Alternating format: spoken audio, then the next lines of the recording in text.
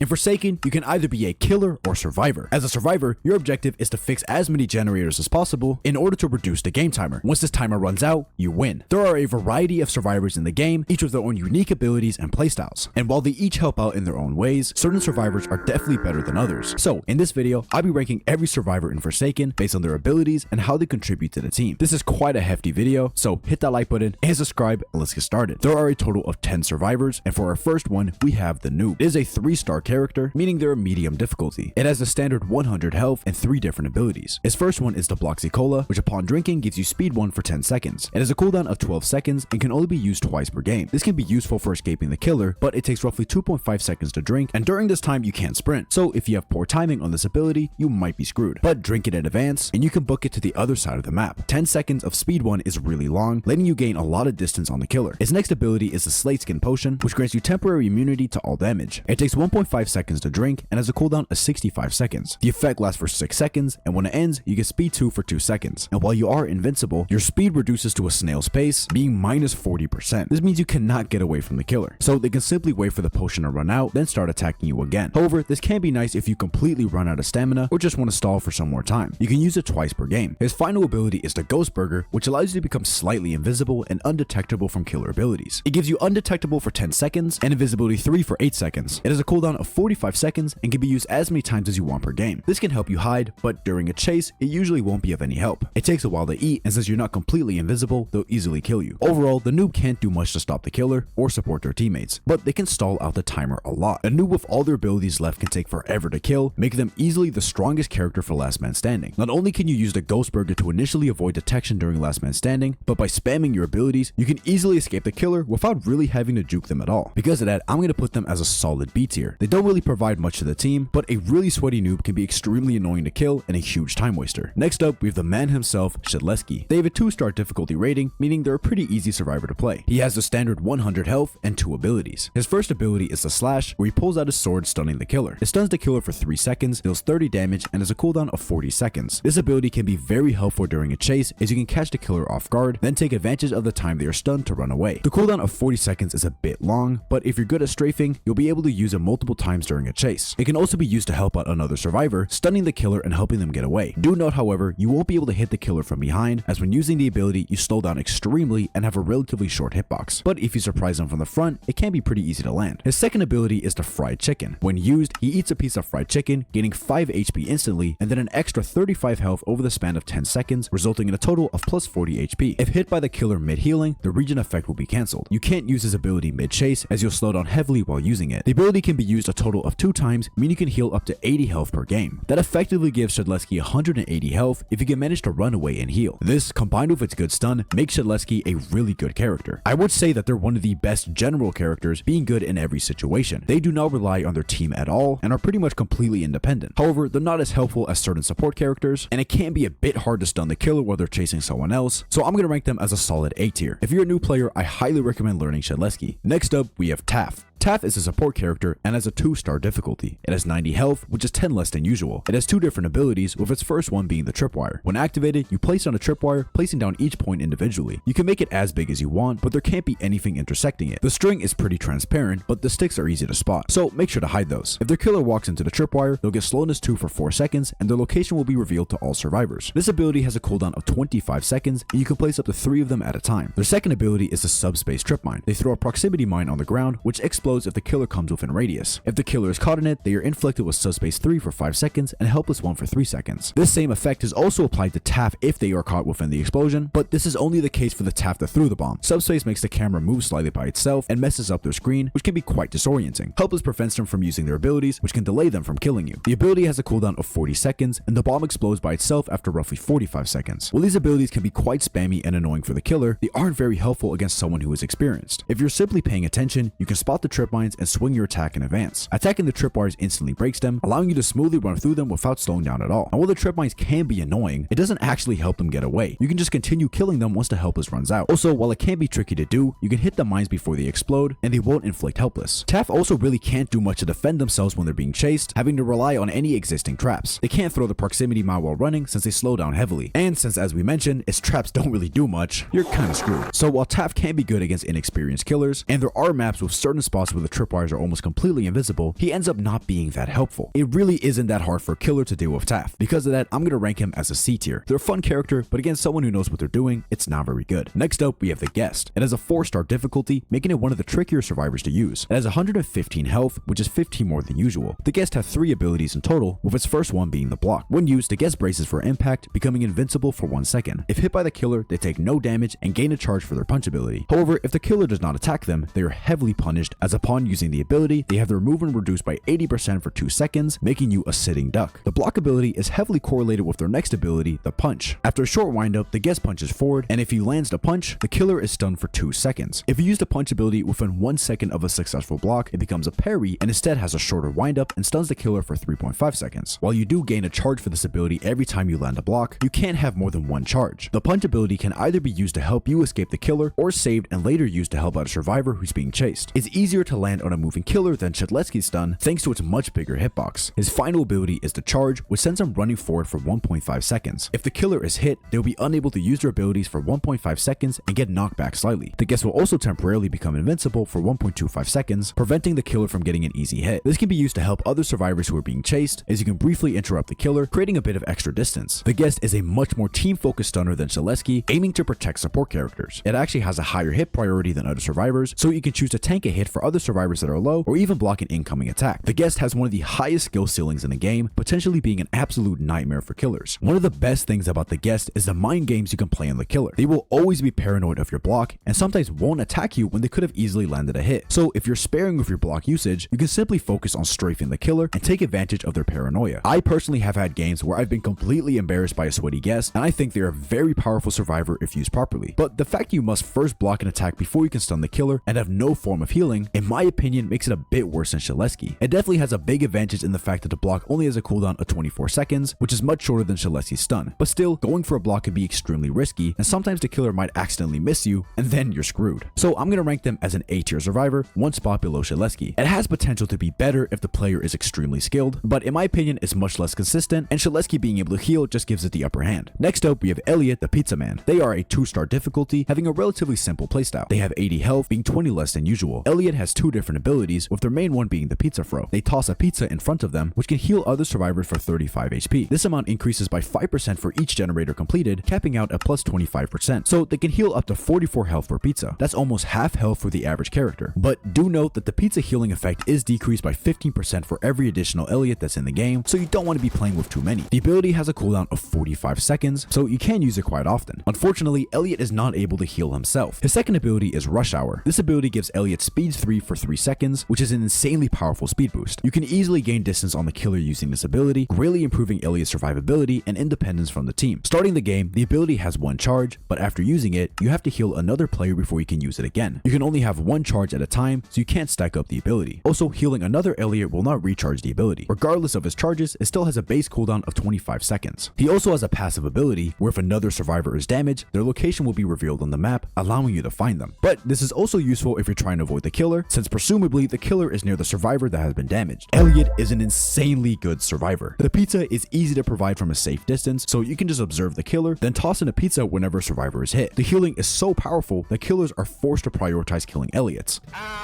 If you let them live for too long, they will continuously heal the survivors, making it almost impossible to kill anyone. And the Rush Hour ability can make them a nightmare to kill, as they can easily gain a ton of distance on you and potentially disappear. And then, after using their ability, after only 25 seconds, if they manage to heal another survivor, they can use it once again. So Elliot has one of the best abilities in the game for escaping the killer and incredible support. Therefore, they are in my opinion an easy S tier. Elliots are a must-have for every survivor team, providing quick and powerful healing. They are hugely influential for each game. Next up, we have 007 and 7, which is in my opinion one of the most interesting survivors in the game. It has a 4-star difficulty, being a relatively complicated character. He has a standard 100 health and 3 different abilities. His first ability is Clone, which lets him create a clone version of himself that lasts for 10 seconds. 007 himself becomes slightly invisible, with the goal being to trick the killer into chasing after your clone. This ability has a cooldown of 27 seconds. The clone's behavior can be changed using the Inject ability. Upon being used, their movement type will be switched between aimless wandering, where they move around randomly, pathfinding, where they pathfind Pathfind to the farthest away survivor spawn, and Cursor where they follow the player's cursor. Using these movement types, you have much greater control over the clones, making their movement more realistic. His final ability is Cool GUI, which upon activating, he stands still for 6 seconds, then teleports to the furthest away survivor spawn. If he is hit while using this ability, the teleport will be cancelled. It has a cooldown of 50 seconds. 007 can't really support the team or stun the killer. Their entire playstyle is to hide away from the killer, and if they're being chased, hopefully trick them into following their clone instead. Unfortunately, while the clones can result in some pretty hilarious plays against new killers, they will almost never work against someone who's experienced. It's pretty easy to see the real 007, and if the killer doesn't fall for the clone, he is screwed. He has no way of protecting himself, and he gets quickly killed. You can hide a safe distance away and throw a clone towards the killer, hoping they'll attack it, but usually killers won't target 007s. You can also use them to trigger John Doe's traps, but I do not recommend doing this, as it will still give John Doe speed and probably kill whoever he's chasing. However, he is quite good in last man standing. You can use the clone ability to avoid the initial last man standing detection, and then you can use the teleportation ability to teleport to the other side of the map, which can heavily mess up the killer. Either they won't realize that you've teleported, or if they do, they now have to run to the other side of the map, wasting a ton of time. You can even play some serious mind games, deciding not to teleport, hoping the killer will wait on the other side of the map, expecting you to teleport. You can then use the clone ability to become invisible, so when they try to find you, they will be unable to detect you. You can basically just disappear for the entirety of last man standing. So 007 is pretty trash normally, but an absolute menace in last man standing. Therefore, I'm gonna rank them as a low B tier, one spot below the Noob. They both excel in last man standing, but overall I say the Noob is more consistently good in last man standing, and its abilities are actually helpful during the base game. In comparison, 007 is really only good in last man standing. They're fun and can absolutely embarrass a new killer, but they won't do much against someone with experience. Next up, we have the Builderman. He has a 3-star difficulty, making him a medium hard character to play. He has 90 health, which is 10 less than usual. The Builderman has 2 abilities, with his first one being his sentry. He stands still and begins constructing for 6 seconds, building a large defensive sentry. This machine has a red radius around it, which if any killer enters, it will start shooting them. The damage is pretty negligible, being 0.7 per shot, but it inflicts slowness 2 for 1 second every hit. That means you can easily escape a killer by looping around a sentry, and thus a killer must prioritize killing the sentry before they can get you. The sentry has 30 health, meaning that usually killers have to 2-shot it. Just a sentry is enough to make the Builderman a big problem for the killer, especially if they're placed in a good spot. For example, you can place it on this fence at the graveyard in your resting place, and the sentry can shoot the killer, but the killer can't hit the sentry. They'll have to walk around the fence, then walk up to kill the sentry. This is a big time waster, and if you're chasing someone and run into a sentry, this can allow the survivor to get away completely. The Builderman can only have 1 sentry up at a time, and it has a 45-second cooldown. His second ability is a dispenser. After 6 seconds, the Builderman constructs a dispenser that heals nearby survivors. It only heals 1 health per second and can heal multiple survivors at a time. It only has 15 health, so it's one shot by most attacks. While the healing isn't as quick as an Elliot, if it is in a hidden location, it can end up healing someone to full health. This combination of slowing down the killer and healing survivors makes the Builderman a very powerful support. They are very influential in the game, so if you don't take care of them quickly, they can make it a nightmare for you to kill anyone. However, he can't do much to defend himself. He has 1 safety option if there's an existing sentry, but after the killer has destroyed that, he has nothing. He is quite dependent on his team, which makes him not as consistent as something like Elliot, but he's pretty good at avoiding the killer, as whenever your sentry or dispenser is destroyed, you'll get EXP, letting you easily figure out the killer's location. So just avoid ever getting close to him and rebuild your sentry and dispensers whenever they're broken. I think the Builderman can provide S tier support, but because he can't do much to defend himself after his sentry dies, he's very reliant on his team. So because of his lack of independence, I'm gonna put him at the top of A tier. He's a very powerful survivor, and every team benefits a ton from him. Next up, we have Chance, the hardcore gambler. Let's go gambling! They have a custom gambling difficulty rating, since this is a very luck dependent character, which heads up, it's gonna make them very annoying to rank. They start the game with 50 to 130 health, so you can either be much weaker than usual or much stronger. They have 4 abilities, with the first one being the coin flip. It has a cooldown of 0.5 seconds, and if it lands on heads, you gain an additional charge on all other abilities. If it lands on tails, you gain a level of weakness for 15 seconds. This effect stacks every time you get a tail, increasing in level. And even if you wait for the effect to run out, the weakness will not be reset to level 1. So if you're unlucky or just spam the ability a lot, you can get a ridiculous amount of weakness, making you one-shot by pretty much anything. Their second ability is the gun, which they can use to stun the killer from a distance away. After a wind-up of 1 second, the gun will do something depending on how lucky you are. It can either shoot perfectly fine, or it can malfunction, either not shooting or exploding in the user's hand, dealing 45 damage and disabling the ability temporarily. You can increase your odds by gathering more charges with a max of 3. Just for comparison, with 1 charge, there's a 25% chance the gun explodes, a 25% chance it does nothing, and a 50% chance it fires. Those are some pretty bad odds. But with 3 charges, there's now a 5% chance it explodes, a 5% chance it does nothing, and a 90% chance it will shoot successfully. If you manage to land the shot, it will stun the killer for a random amount of time, between from 1 to 4 seconds. Yeah, literally everything about this character is luck based. This ability has a cooldown of 40 seconds, but you pretty much always want to get 3 charges before using it. Their third ability is reroll, which will reset Chance's base health to a random value between 60 and 120 and reset all of his charges to 0. For every charge you have, the reroll's value will be increased by 3%. If you're lucky, this can be very powerful, giving Chance a potential 130 health. But you could also get very unlucky and continuously be stuck with only 60 health and wasting your charges. This ability has a cooldown of 20 seconds. His fourth ability is the Hat Fix, which removes any current weakness effect and resets your weakness stacks back to 1. It also repairs Chance's gun if it has previously blown up, so if you got unlucky, you're gonna have to use this ability. Hat Fix can only be used once you have 3 charges and resets all your charges to 0. So you'll likely only want to use this ability once you've reached a really high stack of weakness, or if the killer catches you off guard when you have a high amount of weakness. Chance has arguably the best stun in the entire game and can be a huge help to survivors who are currently being chased. The long range stun makes him probably one of the most support focused sentinels in the game. However, playing Chance is always a risk. You're always going to be taking a chance.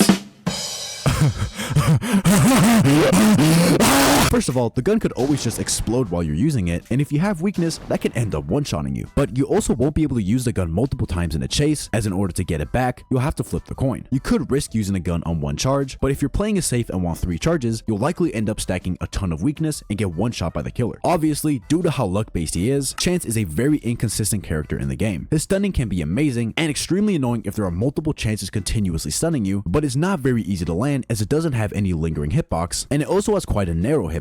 So if the killer sees you holding a gun, they can usually just juke you, and you could really get caught lacking with weakness 25 and be one shot by some random projectile. Despite being luck based, Chance is a very skilled character, and you need to play carefully and smart. Don't approach the killer when you have weakness, land your shots, and Chance could be a serious asset to the team. So I'm gonna rank them as a low A tier below Guest. Guests are a much more consistent and less risky sentinel, so I would usually say they end up being more helpful, even if Chance's gunshot is extremely powerful. Next up, we have a controversial survivor, Dusekkar. They are the only 5-star survivor, making them the most difficult character to play. They have 90 health, which is 10 less than usual. They have 2 different abilities and 1 passive effect. Their passive effect allows them to float above ground, so they don't produce any footstep sounds. This can help them hide or get away from the killer, and trust me, they're gonna have to hide a lot. Their first ability is spawn protection. This ability lets them shield another survivor from an infinite distance, as long as Dusekkar keeps her cursor on them and line of sight isn't broken for more than 2 seconds. The shielded survivor gains resistance 4, which is almost invincibility. However, Dusekkar gains slowness 1 for 8 seconds, along with further slowing down their speed and preventing them from sprinting when using the ability. Therefore, they are quite vulnerable when protecting someone, so make sure you're at a safe distance or at a spot the killer can't reach before you use this ability. If there are multiple Dusekkars, for each additional survivor being shielded, the resistance level will be reduced by 1. And if 3+ Dusekkar shield people at the same time, the shields will simultaneously break, and they will all be inflicted with blindness 3 and slowness 3 for 6 seconds. Don't worry though, that won't be a problem, as almost no one plays this character. Their second ability is the plasma beam. Dusekkar spins their staff for 2 seconds, then shoots a long range beam. The user is heavily slowed down when casting the spell. If you hit the killer with the beam, the killer is inflicted with slowness 2 for 3 seconds. If you instead hit a survivor, the survivor will gain speed 1 for 4 seconds. So you can either use it to sabotage the killer or help out a teammate. It only has a cooldown of 20 seconds, so you can spam this a ton. Dusekkar is amazing at aiding other survivors. If you're trying to chase a survivor and there's a skilled Dusekkar nearby, you are going to have a nightmare. He can constantly spam you and the survivor with his plasma beams or make the survivor nearly invincible. Without being targeted, I would say Dusekkar is the most powerful and disruptive support character in the game. There's pretty much nothing you can do as a killer if you don't take care of them. The problem is, it's pretty easy to kill them. Dusekkar has absolutely nothing to defend himself. He has no rush hour ability like Elliot and no sentry to run to like the Builderman. He can't use his abilities during a chase as they slow him down too much. So Dusekkar is fully reliant on their team. With a really good team, Dusekkar can be amazing, but if nobody protects them, Dusekkar is gonna get destroyed by the killer. Therefore, I can't really rank him that high. He has a ton of potential, but it's so inconsistent due to how much it relies on his team. I'm gonna rank them as a low B tier at the very bottom. They're hard to use, can't do anything to defend themselves, but can provide insane support. So sometimes they will carry the entire lobby, and sometimes they'll get killed within 30 seconds. Now, for our final survivor, we have Twotime, who recently got a big rework. They have a 4-star difficulty, making them a pretty hard character to play. Twotime has 3 abilities, with their first one being the sacrificial dagger. After a short windup, Twotime stabs forward with a dagger with a slight lunge. It has a cooldown of 30 seconds. If they hit the killer from the front, they deal 25 damage and inflicts slowness 2 and helpless for 2 seconds. If they land a backstab, Twotime stuns the killer for 4 seconds and deals 35 damage. Twotime also heals upon attacking the killer, gaining 10 health from a front stab and 20 from a backstab. Every time you attack the killer, your oblation meter fills up, gaining more for a backstab. You need to deal a total of 70 damage to completely fill it, so 2 backstabs or 3 front stabs. The oblation meter involves this ritual ability, which we'll take a look at in a bit. Twotime's second ability is the crouch, which slows you down and turns you slightly invisible and makes you undetectable using any killer abilities. You can stay crouched for up to 5 seconds, and you can cancel it at any time using the ability again. The ability has a cooldown of 40 seconds. While it can be nice to use to hide from the killer, if you uncrouch while the killer is far away, you'll get slowness 2 for 15 seconds and your location will be revealed, so it can screw you up pretty bad. However, if you uncrouch while you're near the killer, you'll instead get speed 2 for 1 second, helping you get away. If you use the dagger ability while you're crouched, you will perform a long forward lunge, stabbing ahead of you. This makes hitting the killer much easier and should be the primary use of the crouch ability. You can quickly use the crouch and dagger ability in succession, causing an almost instant lunge. Its final and most unique ability is the ritual. You can use it once per game, and it places a ritual at your current location. If the oblation meter is filled and you end up dying, you will respawn at your ritual with 40 health. You will also be inflicted with weakness 5 for 12 seconds and speed 2 for 6 seconds. It also temporarily highlights you to the killer for 2 seconds, so make sure you don't end up dying near your respawn point. If you reach last man standing without dying and you have not filled your meter, you will still respawn at your checkpoint. However, if you filled your meter, you will instead respawn with 110 health, so you're still rewarded for filling up the meter. In both cases, you don't get weakness and instead get speed 2. Twotime can be a very annoying sentinel to play against, especially if there are a ton in the lobby. The ability is easy to hit, and even if they don't land a backstab, you'll still constantly get slowness and helpless. However, while helpless can be annoying, usually Twotime doesn't do that well if they can't consistently land their backstabs, which can be inconsistent and hard to land. This is especially the case if you're being chased, since the killer can simply face them the whole time, forcing them to have to try and seriously juke you if they want to land a backstab. And while the healing is nice, in most cases, they end up being a worse, more interesting version of Shedletsky. They both stun and have healing, but Shedletsky's stun is much easier to land, and he can choose to heal whenever. But in my opinion, Twotime is objectively better at helping a survivor that is being chased, as he can easily hit the backstab from behind due to the huge lunge. Shedletsky has to be in front of the killer, which means it can easily be noticed and avoided. And the respawn can be really good. It's super frustrating as a killer when you spend 2 years chasing after a Twotime, only for them to respawn after you kill them. So Twotime can end up being quite the time consumer. This character can definitely be very good with a skilled player, hence the 4-star difficulty. They're a bit inconsistent and sometimes just get slimed out before they have the chance to fill up their meter, but if you play it safe, it's not that hard to fill. Therefore, I'm going to rank them as a solid A tier, 1 spot above the Guest. Guest is a great survivor and has better individual survivability, but Twotime is better at helping other survivors during a chase, and being able to heal themselves is a huge advantage. And of course, he can literally get a second life. But with that, that's it for this video. Let me know in the comments below which character you personally main and whether or not you agree with my ranking. And if you enjoyed, make sure to hit that like button and subscribe to join the Blue Head Mafia. I'll see you guys in the next video.